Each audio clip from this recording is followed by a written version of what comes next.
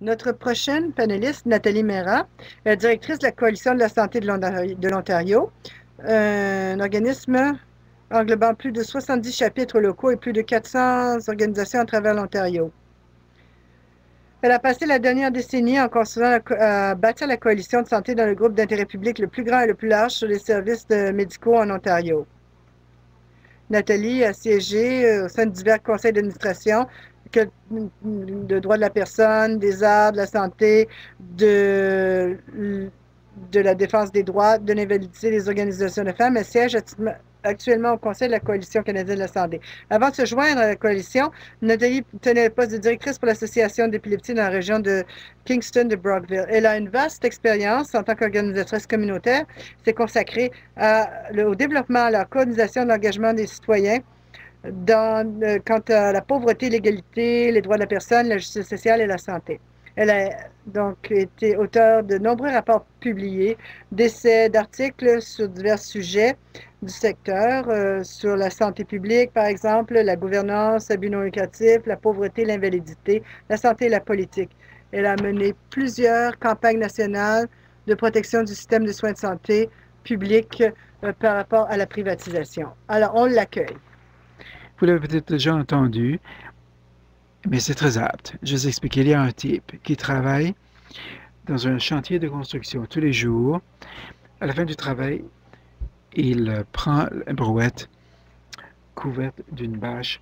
Le surveillant essaie de comprendre ce qu'il enlève du chantier dans cette brouette couverte d'une bâche. Il fouille dans le site partout, mais on ne trouve rien qui manque. Ça se passe ainsi pendant une semaine, une deuxième semaine. Enfin, au bout de 15 jours, on lui dit, écoutez, on ne va pas téléphoner à la police, vous renvoyer, mais qu'est-ce que vous enlevez tous les jours du chantier de construction de la brouette couverte d'une bâche? Il dit, des brouettes.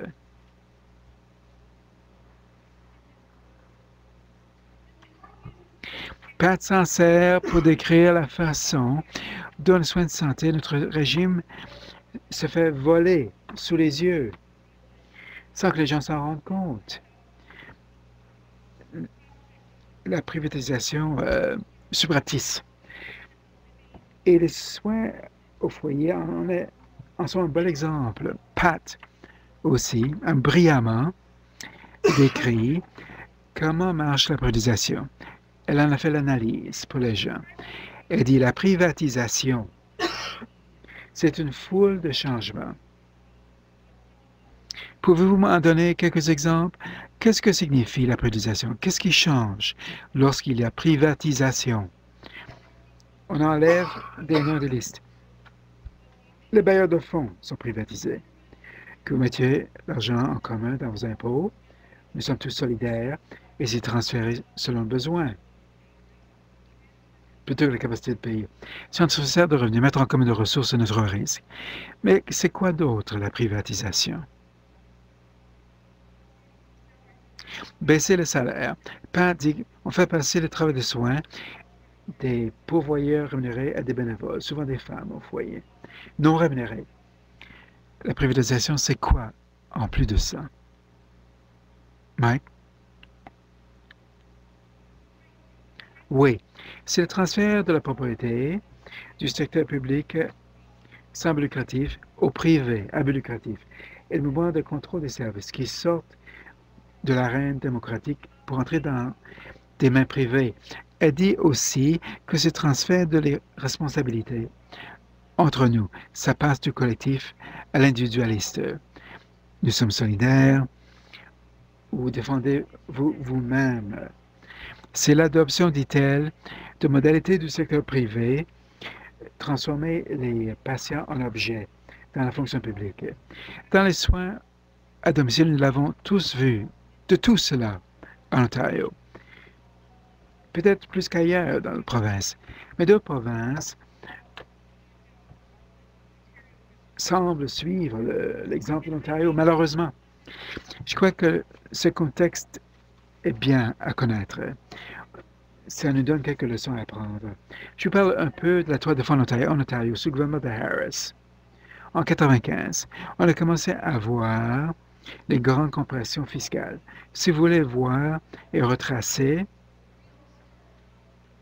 jusqu'au départ réel du changement de système fiscal pour aider les riches aux dépens de tous les autres, vous devriez remonter à Mulroney. Mais en Ontario, cela commençait par le régime de Harris.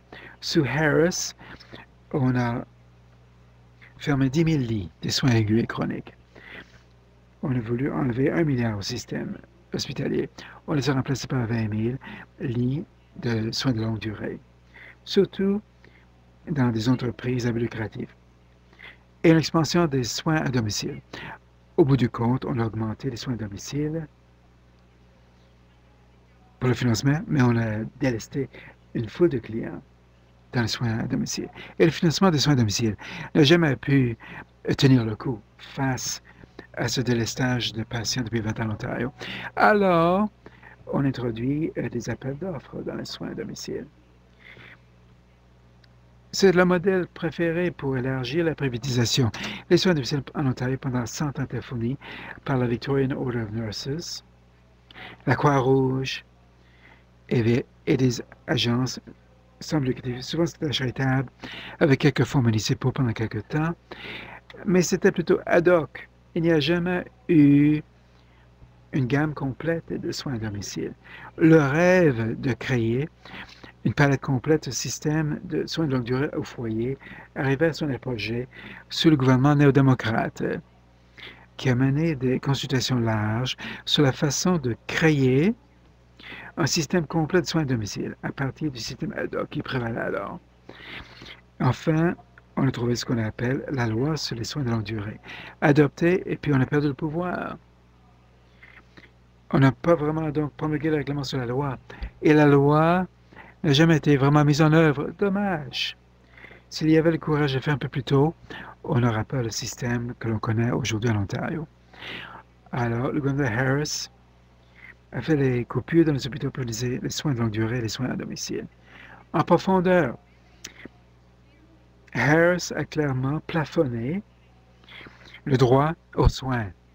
Dans le système de soins à domicile, on introduit un règlement qui limite strictement la quantité de soins que l'on peut obtenir d'une façon flagrante pour miner l'envergure de la loi canadienne sur la santé, faire sortir les patients de l'hôpital où il y a le droit à des services complets, faire passer les soins à domicile, c'est privatisé, puis on plafonne le montant payé par le public. Donc les gens doivent payer eux-mêmes pour se subventionner.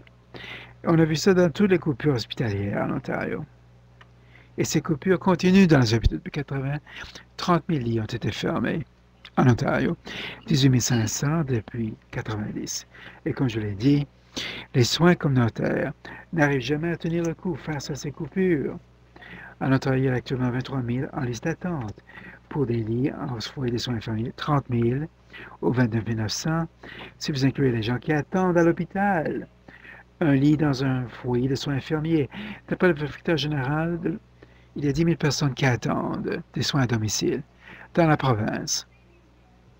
Je vous cite ces chiffres pour vous montrer que je n'invente pas ces choses. Alors qu'on coupe les services hospitaliers, le droit aux soins disparaît. Et les gens doivent se défendre beaucoup mieux. Passent dans des foyers de soins de longue durée et attendent pendant longtemps des soins. Et quand il y a des soins, il n'y a pas de norme de soins minimum dans les soins de longue durée pour qu'il y ait assez de soins, ni dans les établissements, ni dans les soins à domicile. Les gens doivent payer eux-mêmes pour compléter. Alors, la mise en concurrence en Ontario, l'appel d'offres concurrentiel a changé la façon dont les soins à domicile sont prodigués. Ça a changé la pratique des infirmières et du personnel de soutien, ainsi que ça a changé un sentiment d'appartenance dans le secteur. Pour faire un appel d'offres, pour répondre à cet appel d'offres dans les services de soins à domicile, il faut créer une unité mesurable de soins. Donc, visite d'1 heure, par exemple. Donc, les limites de temps strictes sont établies. Bon, il faut faire le bain en une période très courte de temps. Bon, il faut faire ceci, cela, pour qu'ils puissent aller à la prochaine visite très rapidement, pour pouvoir concurrencer pour obtenir les contrats qui sont vraiment basés sur le prix le moindre, même si on dit bien des choses par rapport au contraire. C'est difficile, évidemment, de faire un devis concurrentiel quant aux soins à domicile, parce que si personne n'offre pas le service, personne ne va se plaindre, mais on va se plaindre par rapport à ceux qui offrent le service.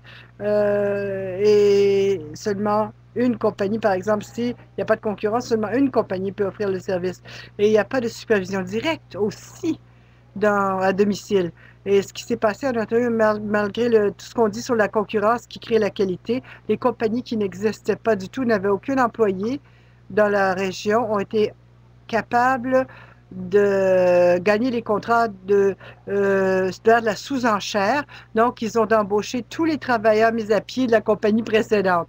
Et lorsqu'on a parlé au directeur d'agence sans but lucratif, ils ont dit qu'ils louaient leurs travailleurs. Et il n'y a certainement pas de pénurie de travail dans ce domaine. C'est simplement ceux qui gagnent les contrats embauchent les travailleurs mis à pied des entreprises précédentes. Ça détruit les conditions d'emploi, ça désyndicalise le secteur.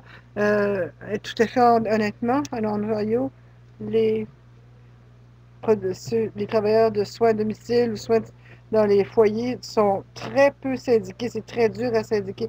Ça détruit les conditions de travail. Chaque fois que la compagnie perd un contrat, on perd l'ancienneté, les vacances, ça fait tous les avantages, tout ce qu'on avait avant. Donc, il faut recommencer.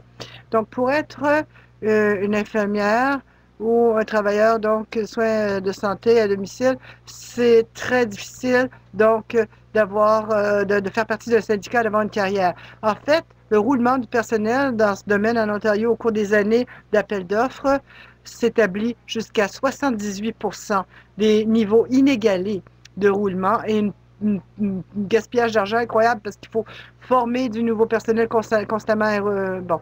Et tout cela pour un système qui ne mène pas en fait à une concurrence. Au bout du compte, 15 ans après le début de ces appels d'offres en Ontario, on a moins de grandes compagnies qui contrôlent davantage des contrats. Donc, le marché a été consolidé entre les mains des plus grosses entreprises à but lucratif et non pas à but non lucratif. Donc, c'est aux dépens des agences à but non lucratif. Et la raison, c'est que les petites entreprises qui sont à but non lucratif ne peuvent offrir des meilleurs appels d'offres que les grosses. Les grosses peuvent perdre, encaisser une perte les 2 premiers contrats, par exemple, pour qu'ils puissent prendre de l'expansion et spéculer sur l'avenir de leur croissance. Bon, les gros peuvent faire des appels d'offres sur toute une flopée de contrats et donc apprendre par l'expérience comment gagner des contrats. Et en Ontario, donc, c'est la mort du système de soins à domicile communautaire et ça a été empiété donc par les grandes entreprises multinationales. En plus de l'instabilité pour les travailleurs, cela cause aussi une instabilité pour la clientèle. Et le niveau extraordinaire de roulement qu'a causé les appels d'offres, c'est un problème pour attirer des travailleurs et donc des pénuries extrêmes de travailleurs dans tous les systèmes de soins à domicile.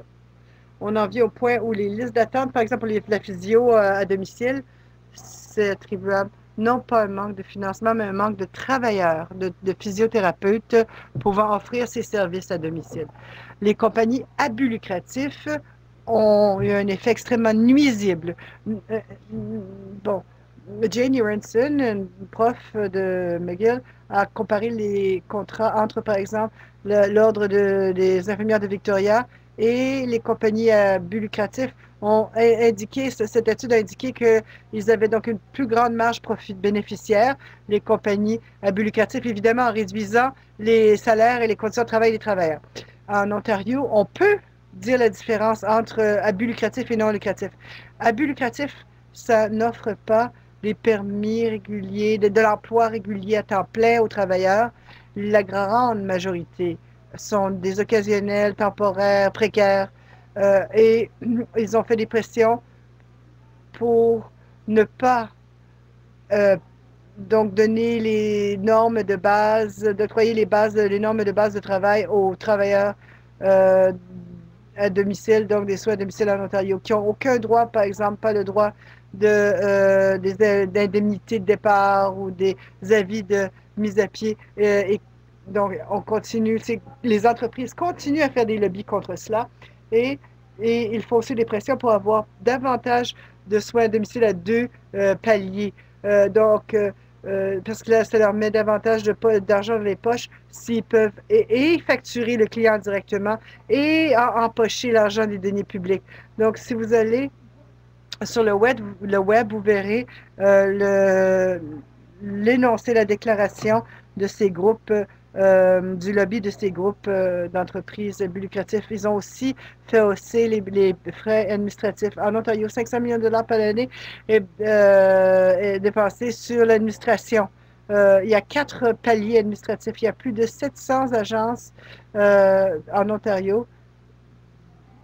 Et toutes, on doit avoir leur propre administration, leur propre système informatique, doivent envoyer leurs gens voyager. Vous pouvez avoir un travailleur à domicile qui voyage 100 km depuis son bureau principal et un travailleur d'une autre agence qui voyagerait le même service et qui offre des services à des clients qui sont côte à côte et ne le savent pas. Il faut maintenir, pour maintenir la concurrence, il faut maintenir 7, 8, 9 compagnies dans une région pour qu'elles puissent faire donc des appels d'offres toutes, qu'elles puissent concurrencer. Alors, c'est ce que le marché crée. Alors, le système a 4 niveaux administratifs en Ontario de soins à domicile. Donc, avant que ces sommes atteignent toute infirmière ou travailleur de soutien, et il y a donc un niveau de droit aux soins diminué. Il y a une liste d'attente extraordinaire. Les conditions de travail les pires que de tout secteur de soins de santé. Et pour ceux qui rêvent de créer un système de soins de santé à long terme chez eux, le rêve s'éloigne. La vente de soins à domicile, ça veut dire que les gouvernements de tout niveau délestent les patients hospitalisés aux soins à domicile et les aînés qui rechercheraient des soins à domicile comme mécanisme de financement pour vieillir chez eux ont été déplacés de la liste de soins à domicile par les patients chroniques qui sortent des hôpitaux. L'Ontario n'a plus de plan, aucun plan d'avoir un système global offrant un appui pour que les gens puissent vieillir chez eux. Et en fait, c'est l'opposé, la direction opposée que l'on prend, c'est la réduction de la portée des services de soins de santé publique pour couper la couverture des services de soins à long terme, que ce soit en fait en hôpital, dans des établissements ou à domicile. Bon, quelques notes. Pour ceux d'entre vous en Ontario, le contexte actuel est extrêmement noir et je ne crois pas que les gens... Nous avons un déficit de 14 milliards de dollars dans la province qui va augmenter à 20 milliards. Selon le rapport du vérificateur provincial en juin, le financement des soins de santé pour l'année prochaine sera réduit radicalement par rapport aux années précédentes. Alors, selon le rapport de juin du vérificateur provincial, ils doivent réduire 1 milliard de dollars des suppléments des hôpitaux en plus de gel salarial cette année et l'année prochaine. Les augmentations pour les soins de longue durée ont été coupées de moitié, pour les soins à domicile de tiers. Donc, toutes ces coupures ne seront pas compensées par l'accroissement des soins provenant de la communauté. Et nous perdons, peut-être comme partout au pays, les principes de la loi sur la santé du Canada. Et pour le reste du pays, l'assurance maladie s'est élargie. Nous avons plusieurs chirurgies facultatives, les genoux, les cataractes, les soins du cœur, etc., au cours des quelques dernières années. Mais les services ont été réduits de manière significative les services à ceux qui ont des maladies chroniques et pour les aînés qui ont besoin de soins de plus longue durée. Et cette réduction et la coupure de l'accès aux services, ça se passe dans les hôpitaux, dans les foyers et dans les soins à domicile. Et tout le travail que nous faisons pour les soins à domicile doit être fait dans ce contexte. Le temps de rivaliser avec ceux qui favorisent les soins hospitaliers ou les soins dans les établissements par rapport aux soins à domicile. On n'a plus besoin de s'en faire parce que les soins hospitaliers ont été coupés, les lits d'hôpitaux ont été coupés au maximum.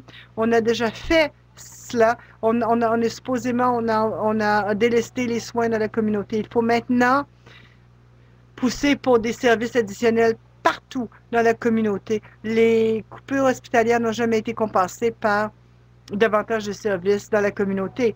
Donc, au niveau national, nous n'avons pas progressé dans les soins de santé à domicile depuis 10 ans. Le rapport Romano recommandait des soins à domicile à court terme, c'est-à-dire pour le suivi hospitalier, les soins palliatifs, les soins aigus. Ça a été adopté dans l'accord de santé de 2003 et intégré dans le plan de santé de 2004 de 10 ans de Paul Martin. Il y avait 500 millions de dollars sur 3 ans pour, enfin, un petit financement pour partout au pays. C'était inapplicable et la portée des services est moins importante que plusieurs provinces offrent déjà en soins de santé. Ce qui va se produire bientôt, c'est les négociations pour l'accord national sur la santé qui se terminera en 2014 et qui forcera le gouvernement Harper à être renouvelé. Ça ne devrait pas vous choquer de savoir que le gouvernement Harper ne veut pas renouveler l'accord fédéral sur la santé. Eh bien, c'est crucial. Et nous devons décider ce que l'on veut pour les soins à domicile, soins de longue durée, pour agir quant à cet accord qui, bientôt en novembre, commencera à être renégocié. C'est le moment d'agir et j'espère que lorsque votre conférence finira, vous commencerez à participer à la coalition sur la santé nationale que l'on connaît. Bon, nous vivons des moments difficiles sans aucun doute. Le contexte n'est pas rose, mais il est possible même maintenant de faire des bons coups. Par exemple, au Manitoba, la campagne sur les soins à domicile, c'est vraiment un exemple extraordinaire pour le reste du pays. Et c'est le type de campagne que nous devons intégrer, et c'est une réalité pour lutter contre Harper. C'est être une lutte de pouvoir. On l'a forcé d'abandonner ces 6% progressifs de frais progressifs qu'il voulait imposer et pendant la dernière élection. Et c'est énorme, mais il va falloir continuer. En Ontario, une protestation énorme. Lorsque l'Ordre des infirmières de Victoria ont perdu le contrat, ça